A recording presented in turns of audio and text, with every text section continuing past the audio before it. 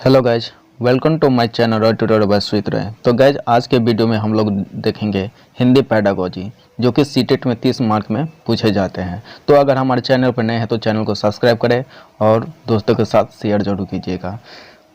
तो चलिए वीडियो को स्टार्ट करते हैं और देखते हैं कि इसमें 30 मार्क कैसे लाएँ, कैसे बनाएं कि हमको 30 मार्क आएँ। तो चलिए देखते हैं। इसमें प्रथम क्वेश्चन है स्क्रीन पे, प्राथमिक स्तर पर हिंदी भाषा सिखाने के लिए सबसे अधिक जरूरी है। तो इसमें पहला ऑप्शन है कक्षा में लिखित आकलन, दूसरा है भाषा शिक्षक का भाषा ज्ञान, और तीसरा है कक्षा में रंगीन पाठ्य पुस्तकें, और चौथा है कक्षा में प्रिंट समृद्ध परिवेश। तो इसका जो राइट आंसर हो जाएगा ऑप्शन नंबर 4, इसका राइट आंसर हो जाएगा। यानी प्रिंट समृद्ध परिवेश जो होता है, परिवेश शब्द हमेशा पॉजिटिव सेंस होता है, और क्वेश्चन में अगर पॉजिटिव सेंस है तो अगर परिवेश देखेंगे ऑप्शन में तो ये ऑप्शन पॉजिटिव वे में होगा, यही आंसर राइट होता है। तो इसको लगा देना है। इसके बाद नेक्स्ट क्वेश्चन है,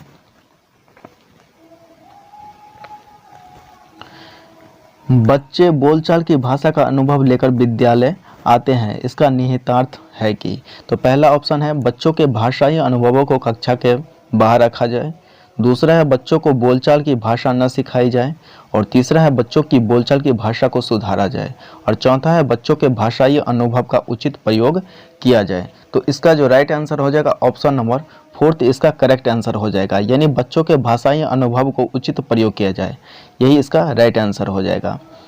अब इसके बाद नेक्स्ट क्वेश्चन है, भाषा सीखने सिखाने में आप किसे सबसे अधिक महत्वपूर्ण मानते हैं। तो पहला ऑप्शन है बाल साहित्य, दूसरा है संज्ञानात्मक विकास, और तीसरा है सामाजिक अंतःक्रिया, और चौथा है दृश्य श्रव्य सामग्री। तो इसका जो राइट आंसर हो जाएगा ऑप्शन नंबर 3, इसका करेक्ट आंसर हो गया। यानी सामाजिक अंतःक्रिया। सामाजिक अंतःक्रिया होता है जब हम मतलब एक साथ ग्रुपिंग में करेंगे, बातचीत करेंगे या कोई भी एक्टिविटी करेंगे तो उससे बच्चा क्या होते हैं, ज़्यादा सीखते हैं। तो यही भाषा आकलन में भी मदद करेगा। तो सामाजिक जैसे ही देखेंगे प्रश्न में, आंसर में, तो वहाँ पे हम सामाजिक लगा देंगे, यही राइट आंसर हो जाएगा। इसके बाद नेक्स्ट क्वेश्चन है, हिंदी भाषा शिक्षक का यह प्रयास होना चाहिए कि वे। तो पहला ऑप्शन है बच्चों को शिक्षाप्रद बाल साहित्य पढ़ने के भरपूर अवसर दें, दूसरा है बच्चों की भाषा संबंधी सहज रचना शक्ति को बढ़ने के अवसर दे, और तीसरा है बच्चों की मातृभाषा के स्थान पर हिंदी भाषा को ही कक्षा में स्थान दे, और चौथा है बच्चों द्वारा मानक भाषा का ही प्रयोग करने के लिए अवसर दे। तो इसका जो राइट आंसर हो जाएगा ऑप्शन नंबर 2, इसका करेक्ट आंसर हो जाएगा। क्योंकि बच्चों की भाषा संबंधी सहज रचना शक्ति को बढ़ने के अवसर दे, यानी कंस्ट्रक्टिविज्म में होता है, यानी रचना की शक्ति को बढ़ावा दें, ये इसका पॉजिटिव वे में होता है, यही इसका राइट आंसर हो जाएगा। इसके बाद नेक्स्ट क्वेश्चन है,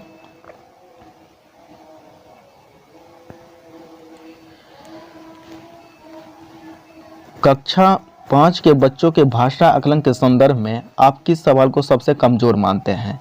तो पहला है ईदगाह कहानी में हामिद ने मेले से क्या खरीदा, दूसरा केशव सबसे क्या कहता होगा, कल्पना करके केशव के शब्दों में लिखो, तीसरा है यदि ईला तुम्हारे स्कूल में आए तो उसे किन किन कामों में परेशानी होगी, और चौथा है अपने दोस्तों से पूछकर पता करो कि कौन किस बात से घबराता है। तो इसका सबसे कम आंसर होगा, यानी कमज़ोर आंसर होगा, यानी सबसे वीक, इसका जो होगा ऑप्शन नंबर 1 इसका राइट आंसर हो जाएगा। यानी ईदगाह कहानी में हामिद ने मेले से क्या खरीदा, ये सबसे कमज़ोर आंसर होगा, ये बेस्ट आंसर इसका यही हो जाएगा।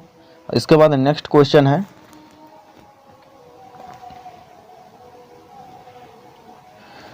भाषा का अति महत्वपूर्ण प्रकार यह है।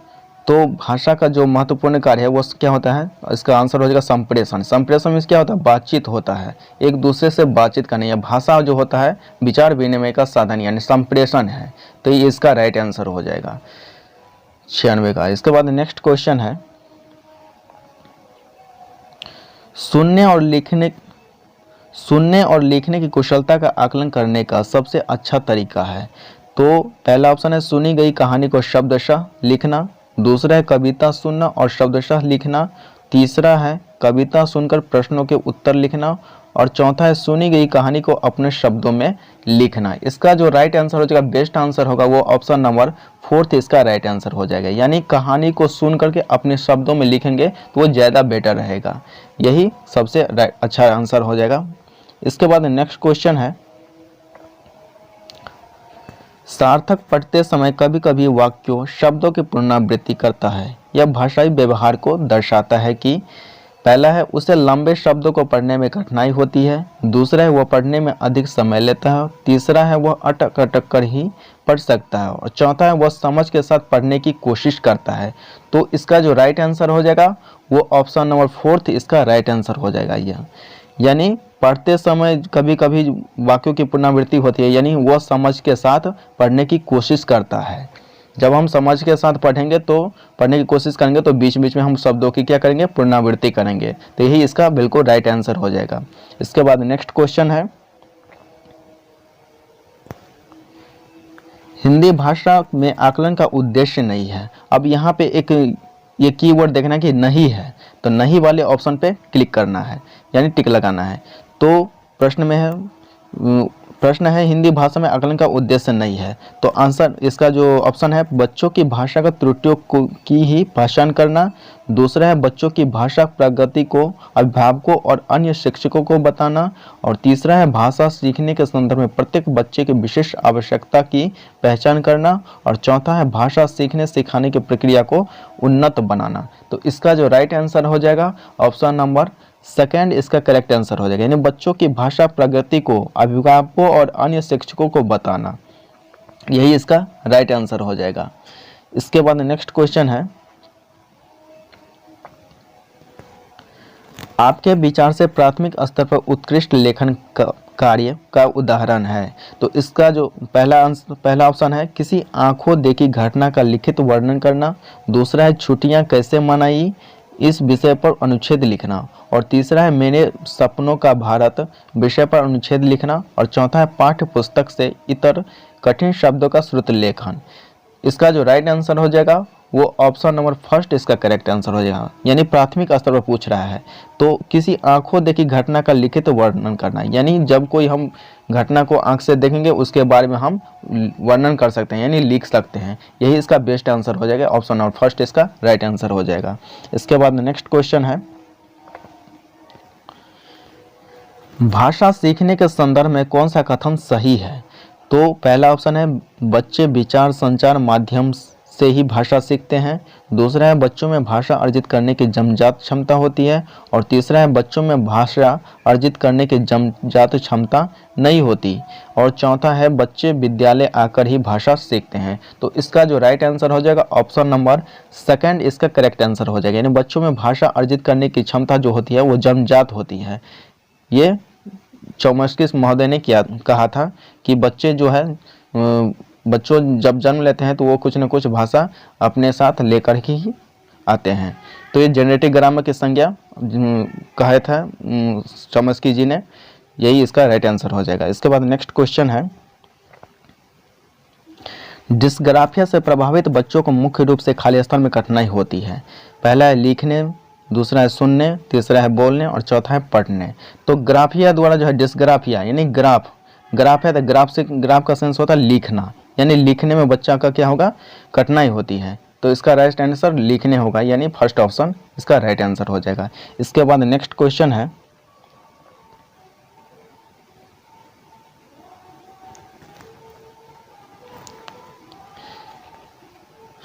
इसके बाद है प्राथमिक स्तर की हिंदी भाषा की पाठ्य पुस्तक में आप किसे सर्वाधिक महत्वपूर्ण मानते हैं। तो सर्वाधिक महत्वपूर्ण किसे मानेंगे, तो पहला ऑप्शन है हिंदी भाषा को विविध रूप देने वाली रचनाएं, दूसरा है बहुत प्रसिद्ध लेखकों की प्रसिद्ध रचनाएं, तीसरा है नैतिक मूल्यों वाली कहानी कविताएं, और चौथा है बहुतायत में दिए गए अभ्यास कार्य। तो इसका जो राइट आंसर हो जाएगा ऑप्शन नंबर 1 इसका करेक्ट आंसर हो जाएगा, यानी हिंदी भाषा को विविध रूप देने वाली रचनाएं, ये इसका राइट आंसर हो जाएगा। इसके बाद नेक्स्ट क्वेश्चन है, बहुभाषी कक्षा में बच्चों की भाषाएं होती है, यानी पहला ऑप्शन है भाषा सीखने की प्रक्रिया को बाधित करती है, दूसरा है संसाधन के रूप में कार्य करती है, तीसरा है शिक्षक के लिए बेहद जटिल चुनौती है, और चौथा है आकलन की प्रक्रिया को बाधित करती है। तो इसका जो राइट आंसर हो जाएगा ऑप्शन नंबर सेकंड, इसका करेक्ट आंसर हो, यानी बच्चों की भाषाएं जो है वो संसाधन के रूप में कार्य करती है। यही इसका बेस्ट आंसर हो जाएगा, ऑप्शन नंबर सेकंड इसका राइट आंसर हो जाएगा। इसके बाद नेक्स्ट क्वेश्चन है, भाषा सीखने और भाषा अर्जित करने में अंतर का मुख्य आधार है। पहला है भाषा की जटिल संरचनाएं, दूसरा है भाषा की पाठ्य पुस्तकें, तीसरा है भाषा का लिखित आकलन, और चौथा है भाषा का उपलब्ध परिवेश। तो इसका जो राइट आंसर हो जाएगा ऑप्शन नंबर फोर्थ इसका करेक्ट आंसर हो जाएगा। मैंने बताया था कि परिवेश वाले जो होते हैं सेंस वो हमेशा पॉजिटिव सेंस होता है, यही इसका राइट आंसर हो जाएगा। परिवेश कहीं भी देखेंगे ऑप्शन में तो हमको टिक लगा देना है, यही अगर क्वेश्चन में पॉजिटिव सेंस है तो हमें आंसर भी पॉजिटिव वे में देना है। परिवेश देखेंगे और यहाँ पे आंसर टिक लगा देंगे, यही आंसर सही होगा। इसके बाद नेक्स्ट क्वेश्चन है, अब इसके बाद यहाँ पे कविता दिया है, कविता का भाव पढ़ करके और इसका आंसर टिक लगाना है। यहाँ पे जितने भी दिया है इसमें टिक करना है। तो यहाँ पे हम पहले क्या करेंगे, कविता को क्वेश्चन को पढ़ेंगे, न कि कविता को पढ़ेंगे। सबसे पहले हम क्वेश्चन पढ़ेंगे और कविता को फिर देखेंगे। तो यहाँ पे देखिए कैसे बनाते हैं। यहाँ पे है कविता की पंक्तियों में यात्रा की किस विशेषता की ओर संकेत किया गया है। तो जब हम इस पंक्ति को पढ़ेंगे तो यहाँ पे इसका जो भाव सेंस निकल के आएगा। इसका जो राइट आंसर हो जाएगा यहाँ पे ऑप्शन सब क्या है, साहस की ओर, दूसरा कठिनाइयों की ओर, तीसरा सुखों की ओर, और चौथा अनिश्चितता की ओर। इसका जो राइट आंसर हो जाएगा ऑप्शन नंबर सेकंड इसका करेक्ट आंसर हो, यानी कठिनाइयों की ओर इसका राइट आंसर हो जाएगा। इसके बाद नेक्स्ट क्वेश्चन है, कविता में आए सुमन और कटक किस भाव के प्रतीक हैं। तो सुमन और कटक किस भाव के प्रतीक है। तो इसमें जो इसका जो सेंस निकल के आ रहा है कविता में, यहाँ पे चलिए देखते हैं ऊपर में किसका सेंस आ रहा है। अब देखिए यहाँ पे है अनिश्चित कब सुमन, यहाँ पे देखिए पॉजिटिव, यहाँ पे कविता में दिया हुआ है अनिश्चित कब सुमन, सुमन कब कंटकों के शर मिलेंगे। तो यहाँ पे सुमन और कंटक का जो अर्थ निकल के आ रहा है इस भाव में देखते हैं क्या क्या ऑप्शन है। तो यहाँ पे ऑप्शन है कविता में आए सुमन और कंटक किस भाव के प्रतीक है। पहला प्रिय और अप्रिय, दूसरा फूल और कांटे, तीसरा बाग और वन, और चौथा है सुख और दुख। तो इसका जो बेस्ट आंसर हो जाएगा सुख और दुख इसका राइट आंसर हो जाएगा, यानी सुमन और कंटक का जो भाव निकल कर रहा है सुख और दुख का। इसके बाद नेक्स्ट क्वेश्चन देखते हैं हम लोग,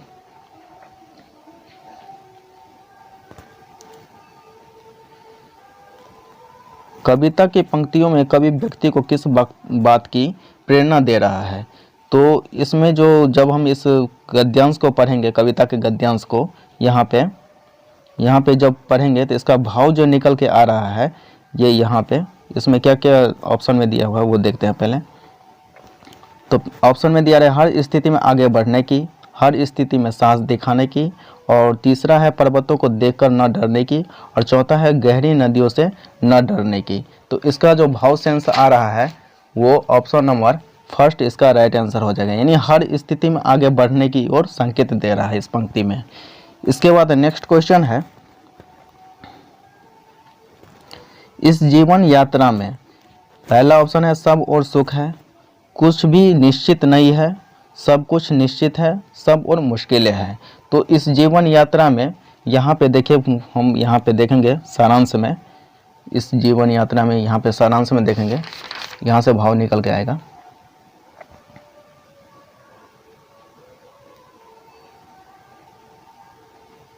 देखिए यहाँ पे दिया हुआ है कि इस जीवन यात्रा में, तो यहाँ पे किस जगह यात्रा खत्म हो जाएगी यह भी अनिश्चित है, अनिश्चित कब सुमन कब कटकों के शर मिलेंगे, यानी किस जगह यात्रा खत्म हो जाएगा यह भी अनिश्चित है।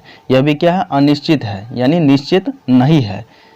तो यहाँ पे देखेंगे, इसमें यहाँ पे ऑप्शन सब क्या है, देखिए यहाँ पे कह रहा है इस जीवन यात्रा में पहला है सब सुख, सब और सुख है, दूसरा है कुछ भी निश्चित नहीं है, और तीसरा है सब कुछ निश्चित है, और चौथा है सब और मुश्किलें हैं। तो यहाँ पे कह रहा है सब कुछ क्या था, अनिश्चित था, यानी कुछ भी निश्चित नहीं है। तो ये इसका राइट आंसर हो जाएगा, ऑप्शन नंबर सेकंड इसका करेक्ट आंसर हो जाएगा। इसके बाद नेक्स्ट क्वेश्चन है, नीचे दिए गए शब्दों में से सरित का समानार्थी शब्द कौन सा नहीं है? तो देखिए सरित का समानार्थी शब्द इसमें से बोल रहा है कौन सा नहीं है।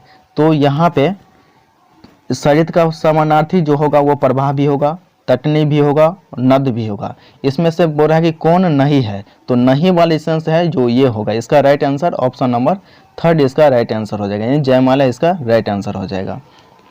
इसके बाद नेक्स्ट क्वेश्चन है कि अनिश्चित शब्द में कौन सा प्रत्यय आ सकता है? तो अनिश्चित में जब हम ता प्रत्यय लगाएंगे तो यहाँ पे अनिश्चितता सेंस बनेगा, एक वाक्य बनेगा। तो यही इसका राइट आंसर हो जाएगा, ऑप्शन ऑफ फर्स्ट इसका करेक्ट आंसर हो जाएगा। इसके बाद नेक्स्ट है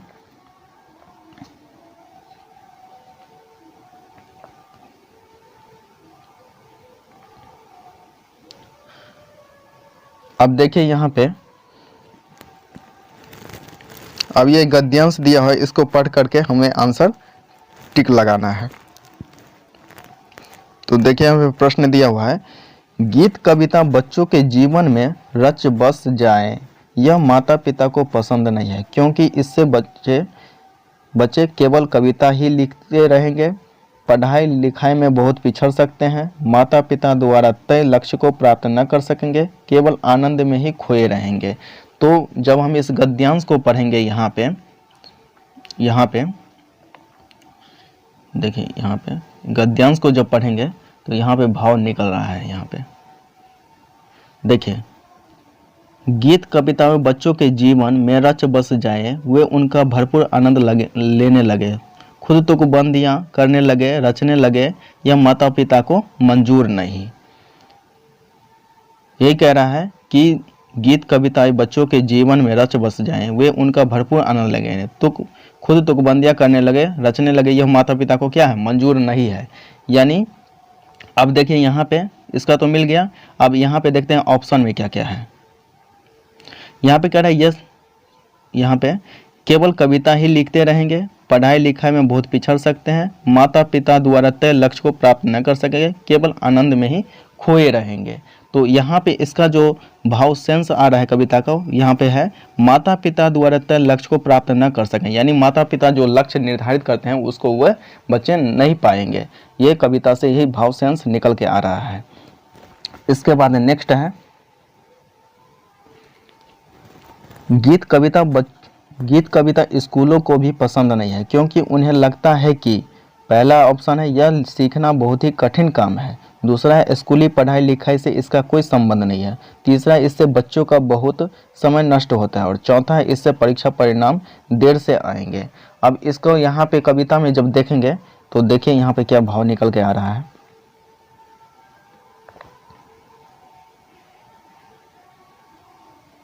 अब देखिए यहाँ पे है गीत कविता स्कूल और कक्षाओं की रोजमर्रा की गतिविधि का हिस्सा बन जाए, यह स्कूल को मंजूर नहीं है। यानी गीत कविता जो है स्कूल और कक्षा के रोजमर्रा की गतिविधि का हिस्सा बन जाए, यानी ये स्कूल को क्या है, मंजूर नहीं है। तो यहाँ पे देखिए, अब यहाँ पे देखेंगे हम लोग ऑप्शन में, यहाँ पे है यह सीखना बहुत ही कठिन काम है, स्कूली पढ़ाई लिखाई से इसका कोई संबंध नहीं है, इससे बच्चों का बहुत समय नष्ट होता है, इससे परीक्षा परिणाम देर से आएंगे। तो इसका भाव जो सेंस निकल के आ रहा है वो ऑप्शन नंबर सेकंड इसका सेंस है कि स्कूली पढ़ाई लिखाई से इसका कोई संबंध नहीं है। ये इसका राइट आंसर हो जाएगा। इसके बाद नेक्स्ट क्वेश्चन है गीत कविता के बारे में कौन सा कथन सही नहीं है? पहला है समाज में इनकी व्यापक सहमति नहीं है, दूसरा ये संस्कृति का अभिन्न हिस्सा है, तीसरा ये जीवन शैली का स्वाभाविक हिस्सा है, और चौथा ये भाषा सृजनात्मकता को पोषित करते हैं। तो इसका जो भाव सेंस आ रहा है इसको सारांश में देखते हैं।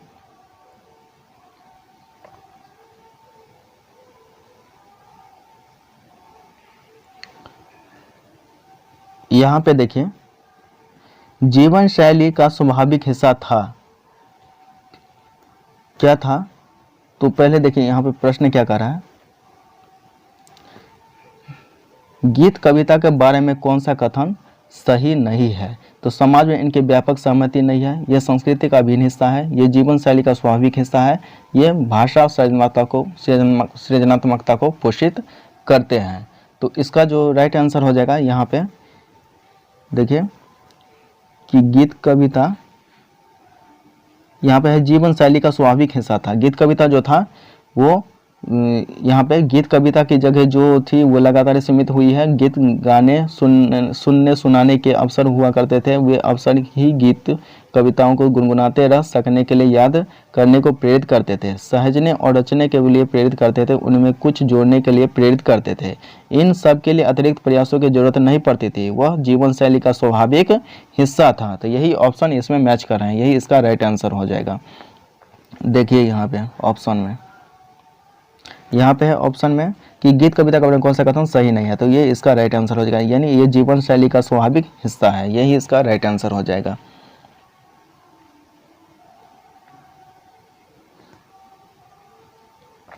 इसके बाद नेक्स्ट है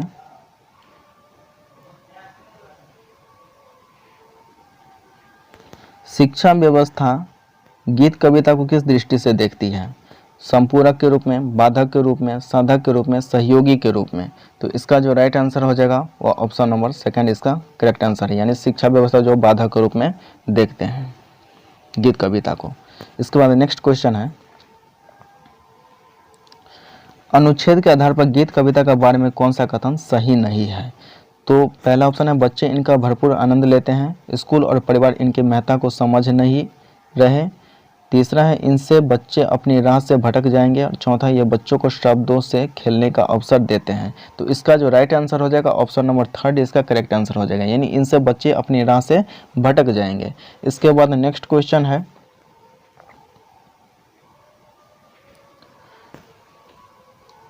बच्चों के लिए लक्ष्य कौन निर्धारित करता है, शिक्षा अधिकारी, स्वयं बच्चे, माता पिता और स्कूल।